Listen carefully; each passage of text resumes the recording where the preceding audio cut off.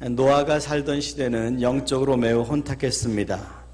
경건하던, 그래서 아벨의 피해 제사를 드리던 셋의 자손들마저 가인의 자손들이 가지고 있는 문화와 동조되어서 그들과 거의 다를 바 없는 모습으로 온 세계가 움직여지고 있을 때에 하나님은 홍수로 세상을 멸망시키겠다는 계획을 세우게 됩니다.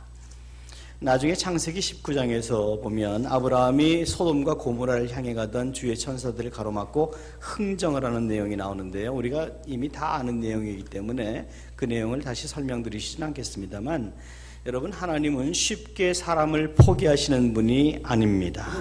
끝까지 참 견디실 만큼 견뎌주시는 분이십니다. 노아 시대도 마찬가지였습니다. 약 20억에 달하는 인구가 멸망당하도록 쉽게 결정하신 분이 아니었습니다. 그럼에도 불구하고 그 시대의 사람들이 얼마나 타락해 있었든지 도무지 소망이 없더라. 그래서 하나님은 정말 그렇게 이 땅에 사람 지으신 것을 한탄하시면서 그렇게 사람들을 멸망하시게 되는데, 노아는 그렇게 타락한 시대 속에서, 하나님을 탄식하게 하는 시대 속에서 그럼에도 불구하고 의인이었고 당대의 완전한 자였다라고 성경은 기록합니다. 다시 말하면 노아는 하나님의 공의가 사라져버린 시대 속에서 하나님의 공의를 외치는 사람이었습니다. 요즘처럼 아무리 신앙생활 하기 힘들다 그래도 여러분이 찾아보면 같이 여러분의 믿음을, 여러분의 신앙을 이야기할 수 있는 친구들을, 동료들을 만나기는 그리 어렵지 않습니다. 그럼에도 불구하고 만약에 정말 여러분 중에 아무도 예수 믿는 사람이 없어요. 여러분 혼자밖에 없어요. 하나님 얘기하면 다 왕따 시켜요. 하나님 얘기하면 왕따 정도가 아니라 핍박을 받아요. 물론 그런 날이 오게 될 것입니다. 예수님의 예언에 의하면 반드시 그런 날이 오게 될 것이고, 정말 그때까지 여러분이 믿음을 지킬 수 있겠느냐, 이것을 성경은 우리에게 도전하고 계신데요. 노아가 바로 그런 사람이었습니다. 공의가 사라지고 하나님을 섬기는 사람을 찾아보기 어렸던, 아니 없었던 시대의 믿음을 지켰습니다. 그래서 그 노아의 믿음이 더욱 빛나는 것입니다. 그런데 그런 노아의 믿음이 어디에서 비롯됐나? 우리가 지난주에 읽었던 6장의 8절 오늘 9절의 앞부분에서는 그렇게 기록합니다. 그러나 노아는 여호와께 은혜를 입었더라. 노아가 믿음이 있어서 믿음이 생긴 게 아니고 은혜를 입어서 믿음을 지킬 수 있었다, 그렇게 얘기를 합니다. 그러니까 그 노아의 믿음의 주체는 노아가 아니라 하나님이었다. 그 하나님의 은혜가 일방적이었다고 성경은 말씀하고 있습니다. 여러분, 은혜는 일방적인 겁니다. 그렇다고 해서 여러분이 아무런 노력을 하지 않아도 된다는 말씀은 아닙니다. 그러나 여러분이 믿음을 가지게 된 것, 믿음을 지키고 있는 것은 하나님의 일방적인 은혜라는 것은 꼭 기억을 하셔야 됩니다.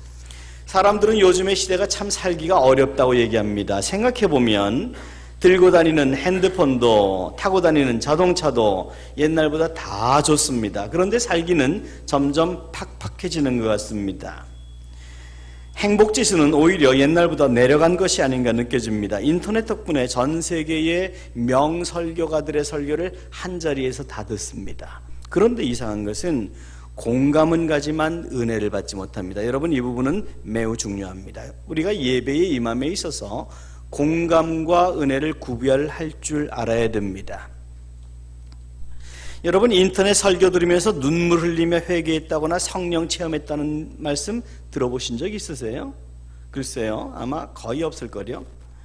인터넷 설교를 통해서 여러분은 지식과 공감을 얻을 수는 있습니다. 그러나 은혜 받기는 참 쉽지 않을 것입니다. 왜냐하면 공감과 은혜가 근본적으로 다른 것이기 때문이에요.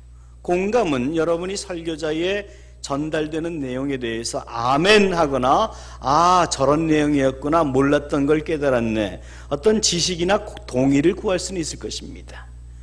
어떤 부분에 대해서 여러분이 알고 있는 부분에 대한 재확인도 할 수 있고, 여러분의 감성을 건드림으로 맞아, 저렇게 살아야 되겠다라고 하는 공감이나 결단을 하게 하실 수 있습니다. 그렇지만 그것은 공감이지 은혜는 아닙니다. 은혜는 크게는 두 가지 형태로 오는데, 첫째는 하나님 말씀에 대한 찔림으로 회개로 다가오기도 하고, 어떨 때는 하나님 말씀에 대한 은혜로 인한 감사로 다가오기도 하고, 이 두 가지가 공통점이 있는데, 여러분이 숨 쉴 수 없을 만큼 회개하거나 숨 쉴 수 없을 만큼 감사해서 그 자리를 떠나기가 힘들어질 것입니다. 공감으로 오는 설교는 여러분이 귀로 듣습니다. 그런데 가슴으로 오는 은혜는 여러분이 가슴으로 받습니다. 그래서 우리가 추구해야 될 예배의 은혜는, 여러분이 사모해야 될 예배의 은혜는 공감이 아닌 사모한 예배의 은혜를 사모하는 차원이 되어야 합니다. 그래서 우리가 쉽게 은혜 받았습니다라는 말을 할 수가 없는 거예요. 왜냐하면 은혜 받으면 그 은혜는 설교자의 내용에서 전달되는 것이 아니라 성령께서 주시는 것이기 때문에 여러분은 여러분을 주체할 수가 없습니다. 성령의 강권적인 역사심으로 여러분은 여러분을 이길 수가 없는 은혜를 느끼게 되는 겁니다. 저는 지난주 우리 제자훈련반에서 어느 집사님으로부터 아주 은혜로운 간증을 들었습니다. 제가 오늘 아침에 그분에게 이 내용을 말씀해도 좋다라고 하는 허락을 받았기 때문에 말씀을 드립니다. 이분이 원래는 예수를 믿지 않는 분이었습니다. 그런데 어머니가 예수를 참 잘 믿으셨습니다. 그래서 이분은 어머니를 교회에다 모셔다 드리는 일 때문에 연로하신 어머니를 차로 모셔다 드리고 모시고 오고 하는 일을 했습니다.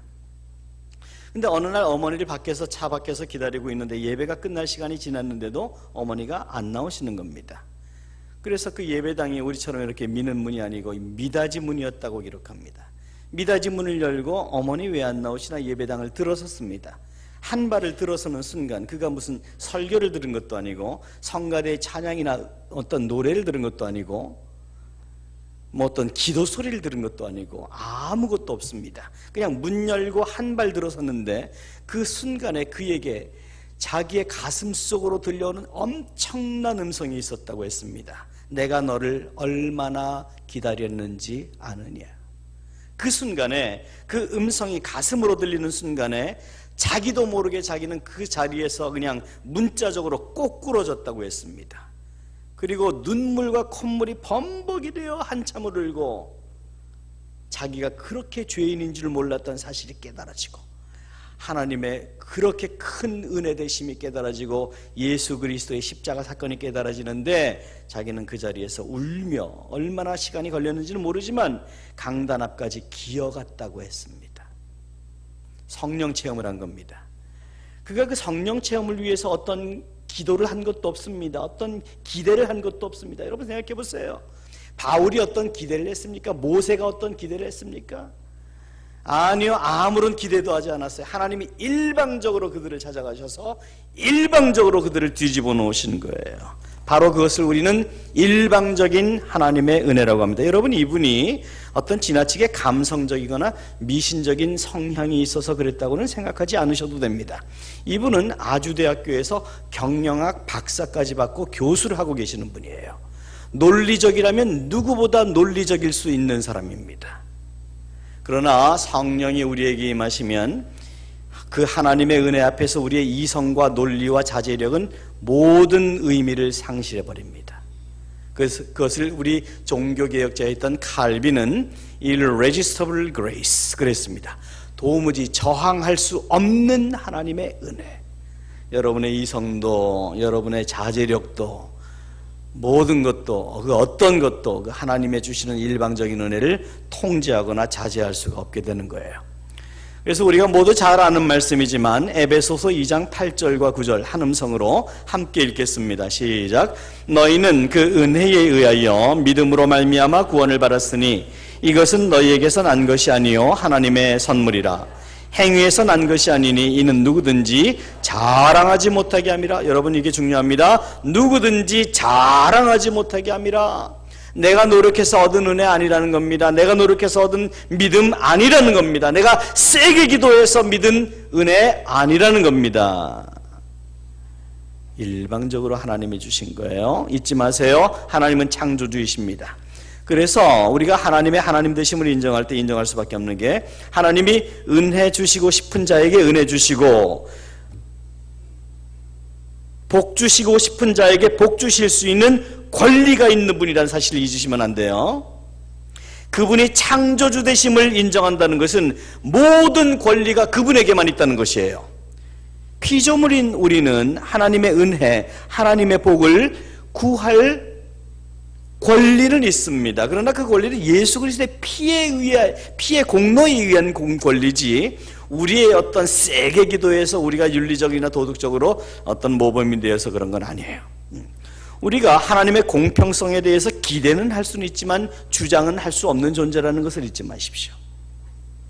여러분의 삶에 대하여 하나님의 어떤 변화와 노력, 변화와 어떤 놀라운 역사를 베풀어 주시기를 기대는 할 수는 있지만, 소망은 할 수는 있지만 주장을 할 수 있는 권리는 우리에게 없다는 것을 꼭 기억하십시오. 하나님은 창조주세요. 은혜 베풀고 싶은 자에게 은혜를 베푸세요. 그리고 그 은혜는 하나님의 조건부 언약인 성경에 따르면 찾고 구하고 두드리고 그분의 말씀대로 순종하는 자에게 주시겠다고 약속을 하고 계세요. 그러니까 우리는 은혜를 주장할 수 있는 권리는 없지만 은혜를 받을 수 있는 비결은 이미 알고 있는 사람들이에요.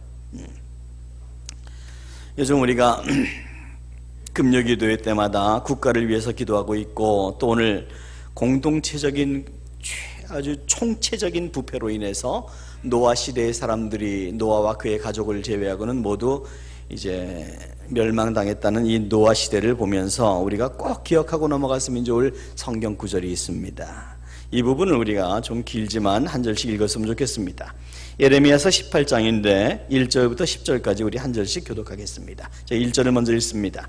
여호와께로부터 예레미야에게 임한 말씀에 이르시되, 넌 일어나 토기장의 집으로 내려가라. 내가 거기에서 내 말을 내게 들려주기라 하시기로. 내가 토기장의 집으로 내려가서 본즉 그가 농로로 일을 하는데 진흙으로 만든 그릇이 토기장의 손에서 터지매 그가 그것을 자기 의견에 좋은 대로 다른 것을 만들더라. 여러분, 이 말씀 읽을 때 우리 민족을 생각하시면서 읽어주시기 바랍니다. 제가 5절 읽습니다. 그때의 여호와의 말씀이 내게 임하니라. 이르시되, 여호와의 말씀이니라. 이스라엘 족속아, 이 토기장이가 하는 것 같이 내가 능히 너희에게 행하지 못하겠느냐. 이스라엘 족속아, 진흙이 토기장이의 속에 있음 같이 너희가 내 손에 있느니라. 내가 어느 민족이나 국가를 뽑거나 부수거나 멸하려 할 때에 만일 내가 말한 그 민족이 그의 악에서 돌이키면 내가 그에게 내리기로 생각하였던 재앙에 대하여 뜻을 돌이키겠고, 내가 어느 민족이나 국가를 건설하거나 심으려 할 때에 만일 그들이 나보기에 악한 것을 행하여 내 목소리를 청정하지 아니하면 내가 그에게 유익하게 하리라고 한 복에 대하여 뜻을 돌이키리라. 이 하나님은 그분의 절대 속성인 사랑 때문에 진노와 재앙을 돌이키시기도 하고, 반면에 우리의 자유의지로 인한 거부 때문에 우리를 향해서 가지셨던 완벽한 축복의 청사진을 백지화하시기도 한다는 사실을 우리는 잊어서는 안 돼요.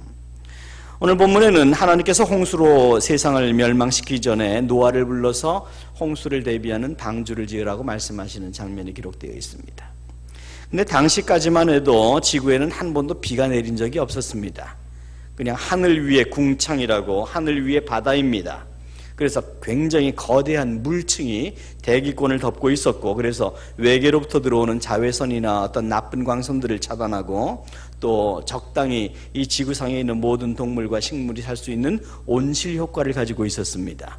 그래서 비가 내리지 않아도 모든 동식물은 완벽한 조건 속에서 생태계를 유지할 수가 있었습니다.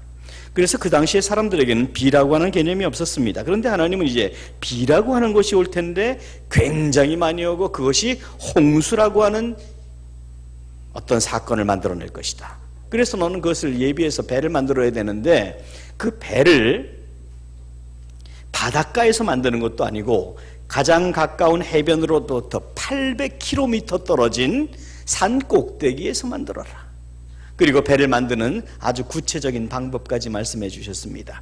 가로, 세로, 높이의 길이가 각각 137m와 20m와 13.6m, 높이가 13.6m면 지금 이 지붕고가 교회 건물로 사용하기 위해서 건물주가 지었기 때문에 꽤 높습니다. 일반 층수보다는. 여기에 한 3배 이상 높은 그 정도의 배가 되고, 그리고 길이로서는 일반 정식 규격의 축구장의 길이가 105m입니다. FIFA가 규정하는 길이가 105m인데 방주의 길이는 137m입니다. 그러면 이게 얼마나 거대한 방주였는지는 가히 상상이 가죠. 비라는 개념도 없고 또 산 꼭대기에서 그것도 거대한 그런 배를 만들어라. 여러분, 이건 논리적으로, 합리적으로, 이성적으로 납득이 가는 얘기입니까? 노아 입장에서는 정말 이해가 가지 않는 얘기였을 겁니다. 그리고 노아가 480세 나이에 그런 방주를 지으라는 말씀을 받고 120년 동안 방주를 짓게 돼요. 나중에 노아가 이제 방주를 짓기를 마쳤을 때 나이가 600살이었기 때문에 계산해 보면 480세에서 600살에서 120년의 기간이 나오죠. 그리고 오늘 우리가 읽은 본문에서는 방주를 짓고 너와 내 아내와 내 아들들과 며느리들도 들어가라 그랬는데, 사실 이 방주를 명령받는 이 480세까지는 노아에게는 아들들이 없었습니다. 노아가 얻은 아들 셈과 함과 야벳은 500살부터 얻은 아들들입니다.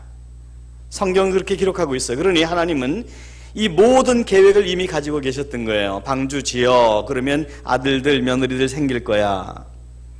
그래서 500살부터 노아는 아들들과 며느리들을 얻게 되고 그와 그의 가족들이 구원함을 얻게 돼요. 노아와 그의 가족은 이해되지 않는 하나님 말씀의 순종함으로부터 구원함을 얻는 은혜를 얻게 되는데요. 여기서 굉장히 중요한 논리, 항상 우리가 발견하게 되는 논리를, 성경적인 축복의 논리를 깨닫게 되는 거예요. 제가 지금 축복 말씀드리는 게 아니에요. 하나님의 조건부 언약을 말씀드리는 거예요. 그래서 순종은 이해되고 믿어질 때에 순종하는 것이 아니라, 믿어지지 않더라도, 이해되지 않더라도 하나님 말씀에 순종하면 믿어지고 이해되는 거예요. 그래서 하나님의 말씀은 그런 역설적인 진리를 가지고 있습니다. 그와 반면에 그 시대의 모든 다른 사람들은 이해되지 않는다고 순종하지 않았기 때문에 다 멸망을 당하였더라. 이것이 오늘 본문의 내용입니다. 그런데 이와 거의 유사한 경우가 창세기 19장에도 나오는데요. 이렇게 믿어지지 않았고 이해되지 않았기 때문에 순종하지 않았고, 순종하지 않았기 때문에 멸망당한 예를 오늘 노아의 홍수의 시대의 사람들과 지금 그리고 앞으로 두 번 더 설명을 드릴 텐데요. 이는 저와 여러분이 똑같은 시행착오, 똑같은 잘못을 저지르지 않게 되기를 원하는 것이기 때문에요. 자, 그래서 두 번째 케이스를 우리가 창세기 19장에서 보겠습니다. 창세기 19장 12절에서 14절, 제가 12절을 먼저 읽습니다. 한 절씩 읽겠습니다. 제가 12절 읽습니다. 그 사람들이 롯에게 이르되 이외에 내게 속한 자가 또 있느냐? 여기서 그 사람들은 천사를 얘기하는 겁니다. 지금 소돔과 고모라를 멸하러 갔던 천사들이에요. 내 사위나 자녀나 성중에 내게 속한 자들을 다 성에서 이끌어내라.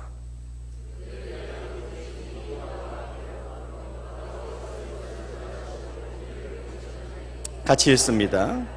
롯이 나가서 그 딸들과 결혼할 사위들에게 말하여 이르기를 여호와께서 이 성을 멸하실 터이니 너희는 일어나 이곳에서 떠나라 하되 그의 사위들은 농담으로 여겼더라. 여기에 똑같은 노아 시대의 사람들의 모습을 발견하게 돼요.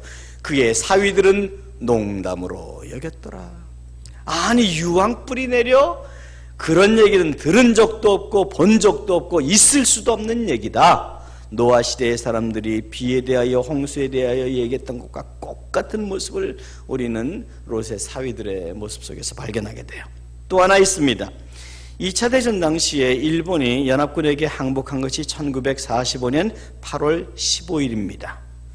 그리고 그 항복은 그 한 일주일 앞서서 히로시마와 나가사키에 떨어졌던 원자폭탄 투하에 의한 것인데 그것이 8월 6일입니다.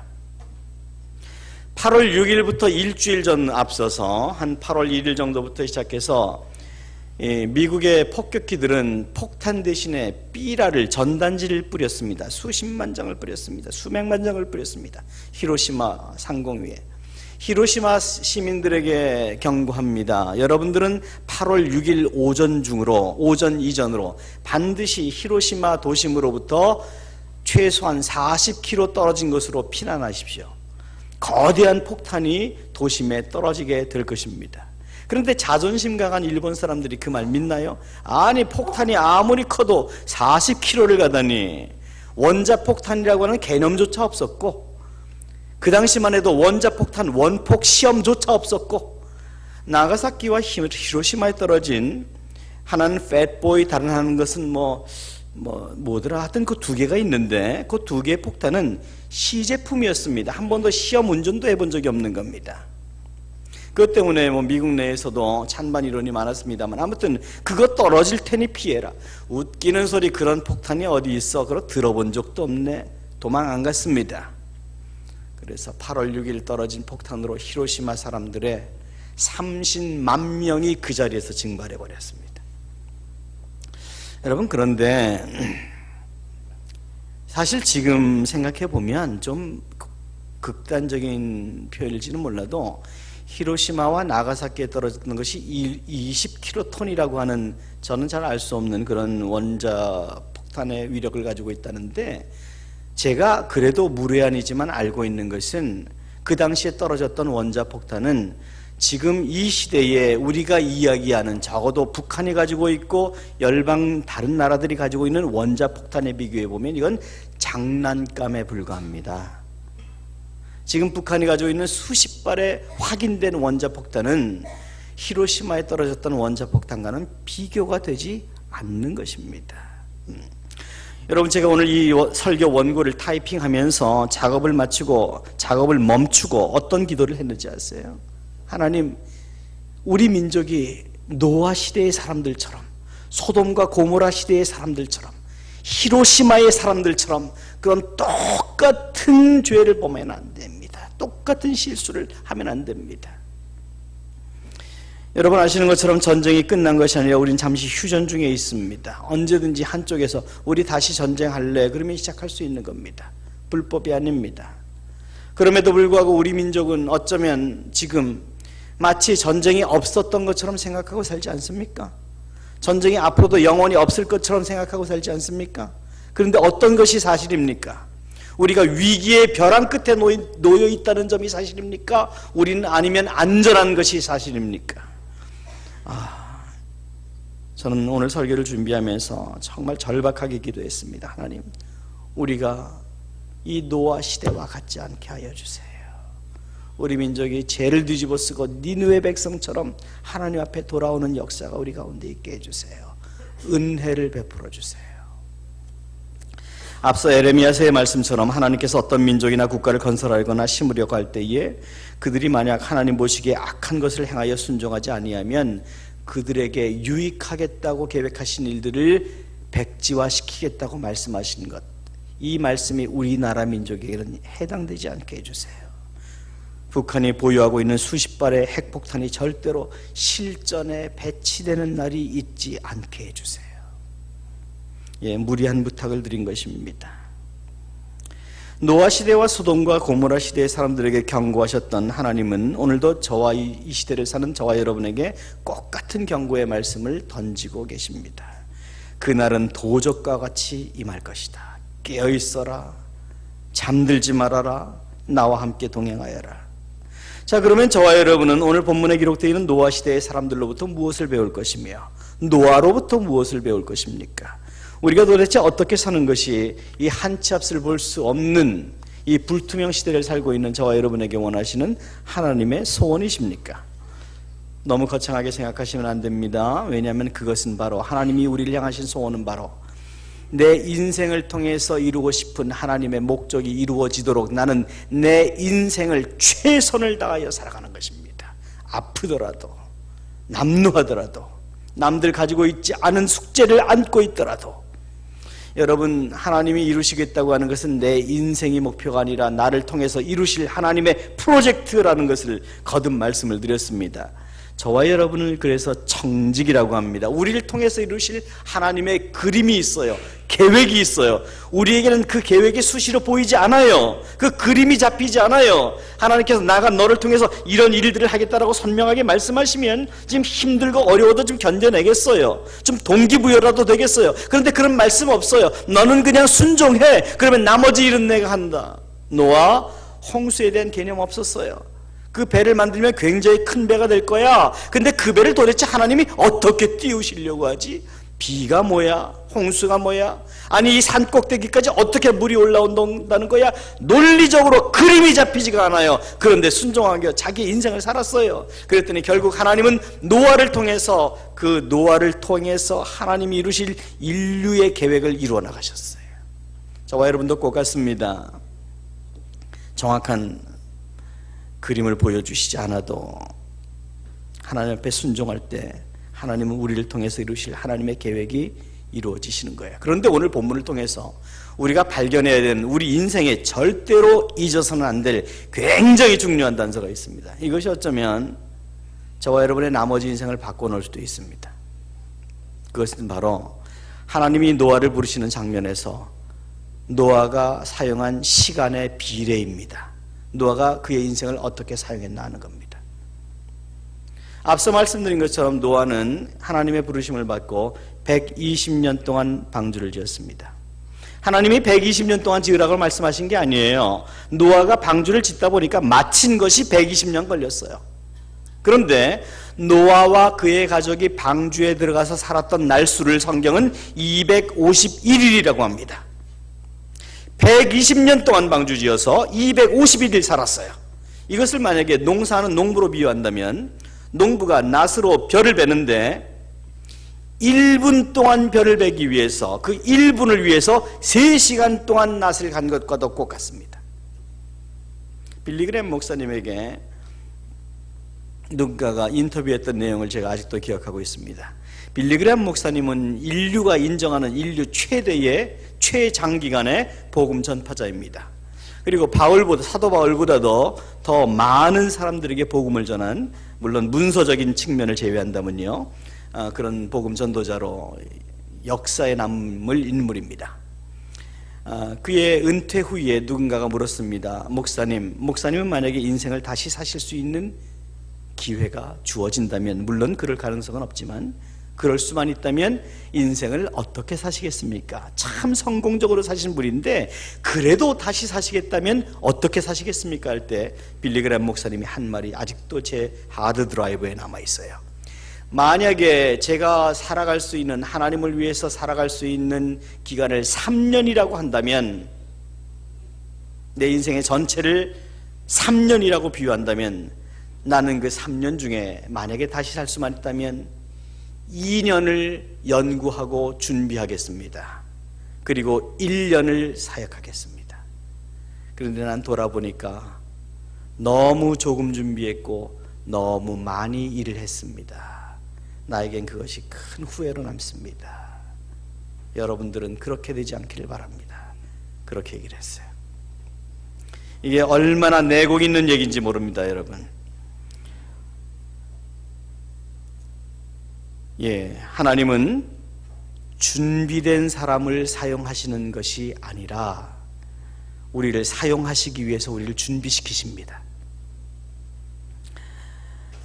그런데 우리가 성경을 읽을 때 유의해야 될 점이 있는데요, 이 부분을 절대로 놓치시면 안 돼요. 우리가 성경을 읽을 때에 오늘 노아의 방주 사건이든 아니면 무슨 사건이든 간에 성경의 중심인물이 누군가 하는 점입니다. 성경의 중심인물은 이 사건 속에 등장하는 인물이 아니라 하나님이십니다. 그래서 이 노아의 방주 사건을 통해서도 우리는 이 방주를 지은 노아의 믿음과 인내와 성취의 스파트라이트를 맞출 것이 아니라 하나님에게 초점을 맞춰야만 합니다. 다시 말해서 노아와 그의 가족이 120년 동안 인내와 순종함으로 방주를 지었기 때문에 구원을 받았다라는 그 개념으로 보시면 안 되고, 하나님이 노아와 그의 가족들을, 그리고 그 이외의 사람들에게조차 120년을 기다려주셨다는 점에 시선을 맞추셔야 됩니다. 하나님은 만약에 노아와 그의 가족들에게, 그리고 다른 사람들에게 120년 동안 기다리시지 않아도 어떤 불평도 들으실 이유가 없으신 분이에요. 그런데 하나님은 노아가 그 방주를 마칠 때까지 기다리셨어요. 초점은 하나님의 은혜에 맞춰줘야만 합니다. 사도 바울의 고백처럼 나의 나된 것은 오직 하나님의 은혜라. 하나님만이 영광과 박수를 받으셔야만 합니다. 성경을 살펴보면 노아뿐이 아니에요. 아브라함이라든지 모세라든지 바울이라든지 하나님 손에 사용되었던 아주 많은 사람들이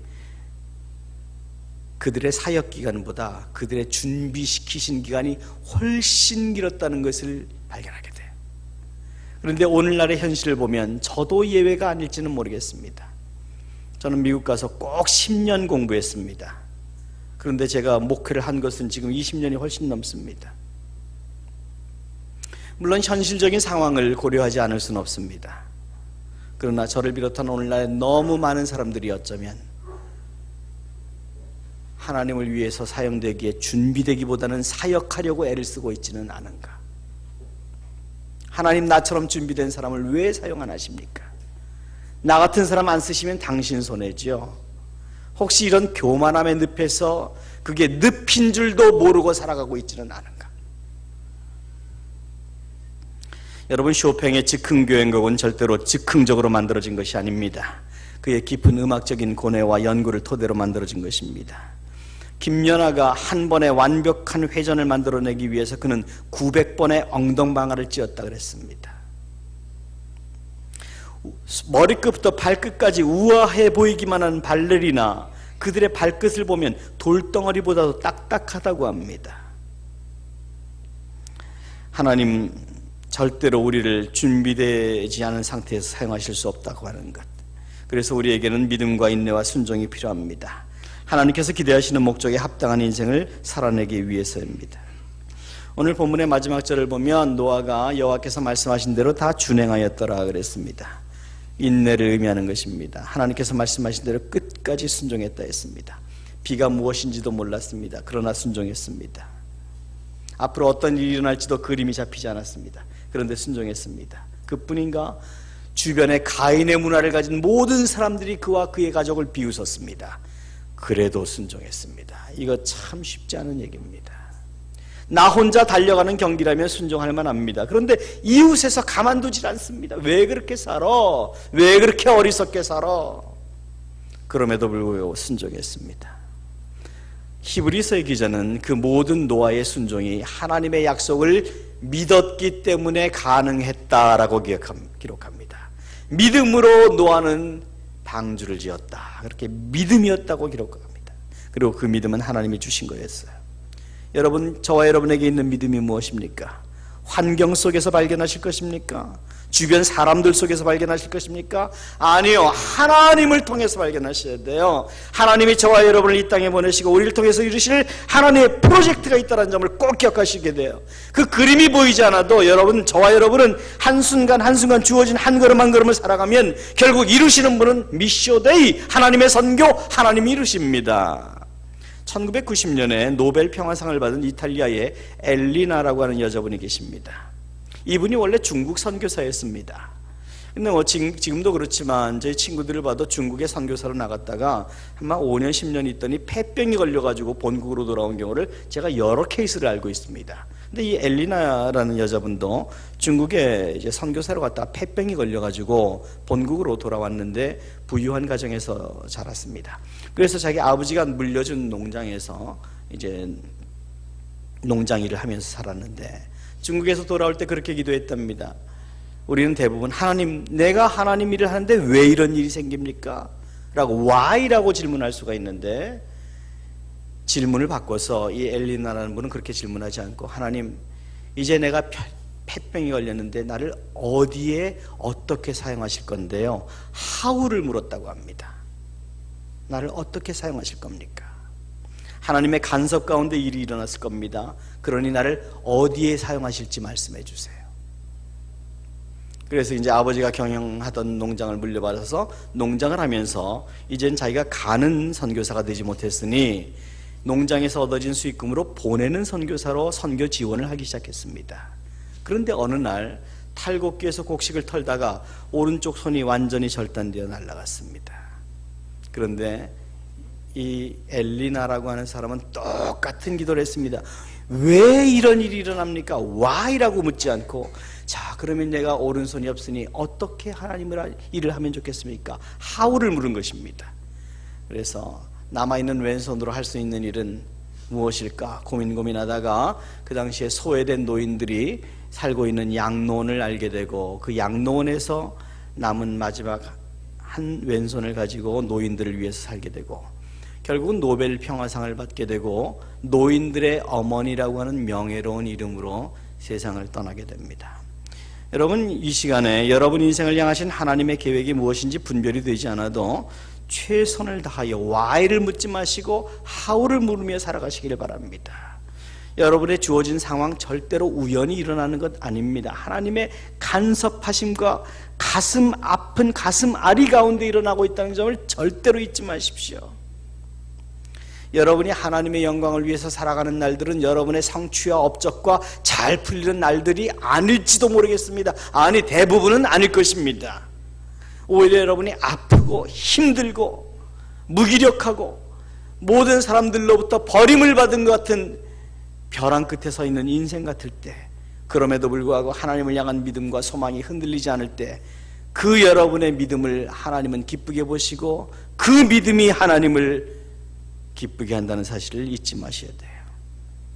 그래서 우리는 우리에게 주어진 인생을 절대로 낭비할 수 없는 거예요.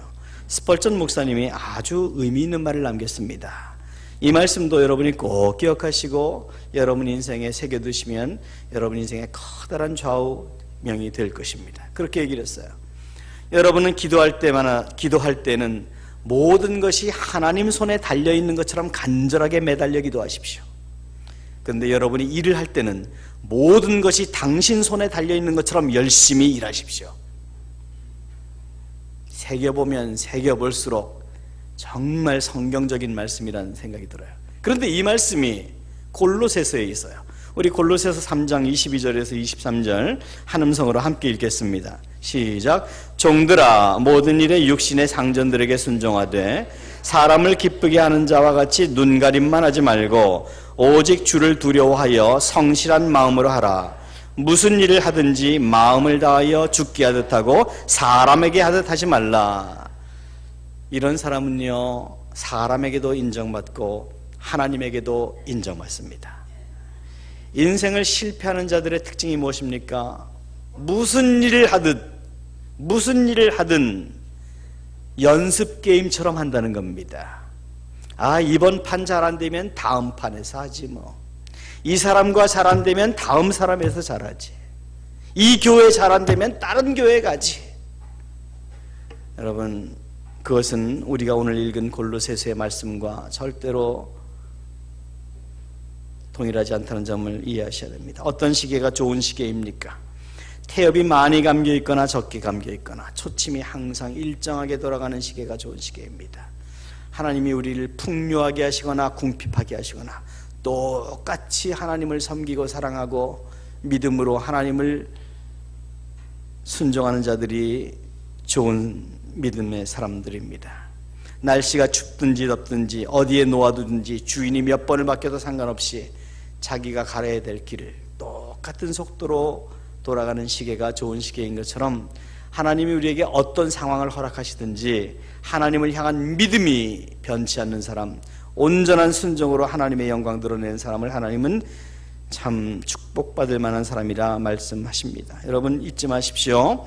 하나님 명령에 따라서 노아가 지었던 그 거대한 방주에는 두 가지가 없었다고 하는 사실. 동력이 없었습니다. 바람을 맞을 만한 돛이 없었습니다. 방향을 잡을 만한 방향키도 없었습니다. 무슨 뜻입니까? 하나님은 그냥 거대한 방주 지으라고만 하셨습니다. 무슨 이야기입니까? 동력도 방향도 내가 결정한다. 저와 여러분의 인생은 하나님이 지으라고 하신 방주입니다. 이것 어디에 어떻게 사용할지 잘 모릅니다. 그러나 하나님이 반드시 사용하실 것입니다. 필요한 동력도 주시고 필요한 방향도 잡아주시고 하나님이 인도하시고 하나님이 영광 받으실 것입니다. 하나님의 구원의 역사는 오직 하나님을 신뢰한 믿음 안에서 순종할 때만 이루어집니다. 그러므로 우리는 이제 사람 의지하지 말고 오직 하나님만 의지하고 순종함으로 신앙적인 자주 독립을 이루어야만 합니다. 그래서 하나님의 축복된 계획 가운데 살아가야만 합니다. 모쪼록 어쩌면 노아 시대보다 거의 다를 바 없는 이 믿음 없는 시대 속에서라도 하나님 앞에서 믿음 인정받고 가족과 이웃들에게 축복의 통로가 되는, 하나님께는 영광이요 이웃에게는 복의 근원이 되는 저와 여러분 모두가 되실 수 있기를 예수님의 이름으로 축복합니다. 기도하시겠습니다.